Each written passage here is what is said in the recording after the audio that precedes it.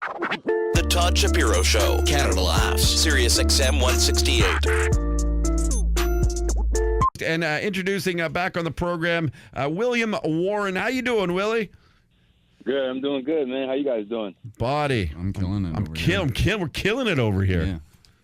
Yeah. Dope. I'm currently driving, just messing up some off-white Air Max 97s as I drive. Oh, I hate you right now. So you hear about these off-white collection, Dan? Are you a shoe guy? I mean, I am wearing some. Okay. Why don't we? This is a good starting point. Do people just call you Will? Yes, a quick story. So I'm like the sixth Will in my family, and then I was blessed with two last names and two first names without the S on the William. So you can call me whatever at this point. I just want to call you what's comfortable for you, but Will, let's call you Will. So tell us about this off-white collection that Nike just recently did with this fashion designer, Virgin Abada. How do you say his name? We'll just call him Virgil. Virgil. Yeah. But yeah, it's probably the most anticipated sneaker collection, and with the Air Jordan 1 probably being the most anticipated shoe I've seen in my lifetime, or that I can remember in the last, half to full decade. We were, with UBIQ being like one of the top sneaker destinations in the world, if not the top, we were granted the ability to sell the collection. 9 of the 10 released not too long ago, a couple months ago. And, I mean, it's one of the most coveted releases I've seen in a while. I had the pleasure of meeting Virgil a while back in my previous life, so it was pretty dope. Oh, man, that to me, that's almost as exciting as me, to be honest, getting in a Ferrari for a weekend. Like, honest to God, like if I could get those shoes. And a small little story for you, Will. And I think I was telling Daryl this, who you work with. I actually bought aftermarket. I bought a pair of these off-white Jordans, the off-white Jordan 1s, the 10 collection. And I found out, dude, only 2 weeks ago, they were fake. I got ripped off. Oh, shit, man. I remember on the last call, I'm still waiting on the pictures, man. Oh, okay. I sent them over to Daryl. It's Daryl, right? Yeah. Yeah. Yep. I've been drinking too much this week, so my mind's. I apologize. Well, that's why you're so sad today. So you know what I did though? You know what I decided I would do? Tell me if you think this is a baller move by me, man. You know how like Virgil wrote all these like messages on that sort of the sole. What do they call that part of the shoe? It's the side sole, I guess you call it. Exactly, yeah, the side sole. So Virgil would write these messages to, like guys like Drake and like it was super cool, like, little things that he was writing. So I wrote on mine, I just figured, they're fake anyway. So I actually wrote Air fakes, paid Air too much on the other one because the Air is already in there. Yeah. And I figure, I'll wear them now. And if people see me wearing them, they'll be like, well, why are you wearing them? They're fakes. I'll be like, I didn't know they were fakes. Now I know they're fakes. You can't. There's one thing off that makes me know they're fakes. They're perfect. It's an insult to the Nike shoe game and the designer. They're perfect except for one little thing that I discovered on YouTube. Yeah. And anyway, long story short, I figured I'll own up to them, but I'll still wear them because I'll get some street cred knowing I still paid the big premium price to get them. Is that fair? Hey, man, it's more than fair. It's an icebreaker for a starter combo, Yeah. Like, that's awesome. I guess I'd hate to know what you paid for them. We'll have to discuss off air, I'll tell you, I paid I paid a premium. You know what's funny? I didn't pay the high end they were going for, which is the only thing that actually maybe make me question that they were going to be fakes. So say they're going for 1,600 Canadian, I would have paid a little bit less than that. And with that being said, can I ask you, how do they get these fakes so perfect, and how is that legal?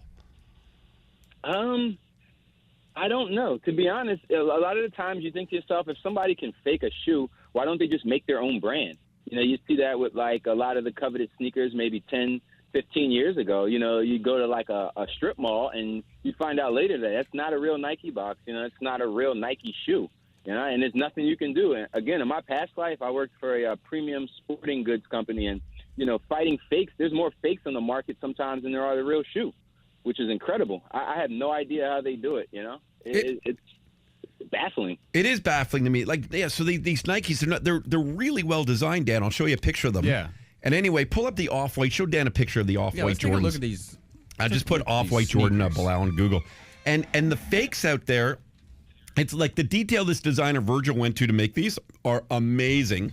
Oh, wow. for running shoes. Aren't these gorgeous? Yeah, they're sick. And like they rode on them. They're like Will. They're basically like a deconstructed shoe. Is that right? Correct. Yep. And I mean, until you get a real pair like in front of you and you see the quality, I mean, it is incredible. Like I have to tell you, I think the anticipation leading up to the release was, what the quality was and the touch and feel of it. But I mean, that shoe is one of the, the I guess not only best design but best deconstructed shoes I may have ever seen in my life.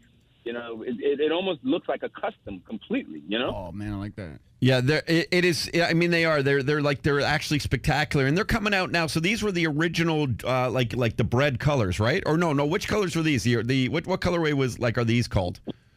Well, they'll call it. Not to get too technical, but they would just call it one of the few OG colorways of the Jordan 1 in the Chicago Bulls colors, and you can see some of the orange and variant colors were added. I think for the design. From Virgil, which is incredible also when trying to match up outfits and all. It's almost impossible to replicate every color in that shoe into an outfit. Now, how many of these shoes are out there? Oh, that's a great question. Do you know how many originals of these Off-Whites would have been released by Nike? Do not know for certain at all. I couldn't even guess, to be completely honest. I think, allocation is something that I think is part of maybe that theme of not releasing so you don't know. Yeah. But there's really no way to tell. I couldn't even guess it was several hundred or several thousand. But I know just based on the kind of resale price and I think the anticipation and even the day of release, what people are willing to do for them, it's got to be super rare. Are you guys? Is this what UBIQ does? Are you going to be having these shoes? Can I come get some shoes? Unfortunately, they're sold out, and they probably sold out in seconds. But I think one of the cool things, which that we did was, if there's times where you'll see us on Twitter and on Instagram, especially the stories, if there's unclaimed pairs, believe it or not, people will win raffles and not pick up the pairs. Where someone like me, I drive 2 hours to pick them up. They simply just don't claim them. And literally, if you run down to the store on the day of release, you actually have a chance. Oh, really? Oh, that's interesting because that's good that's a very good thing to know for these raffles, right? Absolutely. We're in a day and age now where a lot of stuff's digital. So, why have a long line of people fighting outside of our store and stopping traffic and causing a ruckus with the police being called where, you do an online raffle, the fairness is there. Not only that, if someone isn't able to claim their pair by, say, a certain time, and you happen to be walking down the street and you happen to be following UBIQ Life on Twitter or Instagram, you do have a good chance of winning a pair. Oh, that's good to know, man, for people in that area for sure. And I just love what you got. Man, your shoe store is so cool. Are you going to be getting the new, I think that the Off-Whites are coming in all white soon, the Jordans. Is that true?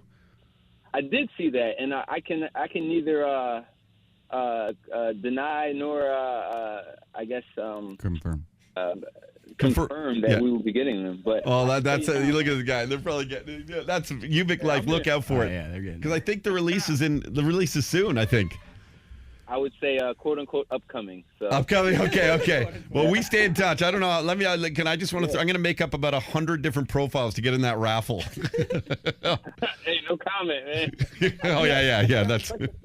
If we have 1 second, what are your thoughts on wearing a suit or business attire with Jordans or Yeezys or any other top shoe that's being released? That's a great question, Will, and I'm glad you asked me. I 100%.